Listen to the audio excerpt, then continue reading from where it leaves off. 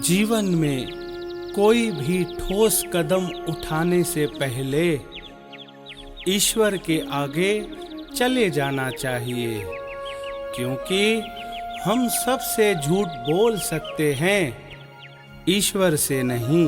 अगर हम ईश्वर से नजरें मिला पाएं तो इसका मतलब है कि हमारे मन में कोई चोर नहीं है। ऐसी दशा में हमने जो करने की ठानी है बेझिझक करना चाहिए। लेकिन अगर हम ईश्वर से नजरें नहीं मिला पाए तो इसका मतलब है कि हम जो करने जा रहे हैं वो सही नहीं है।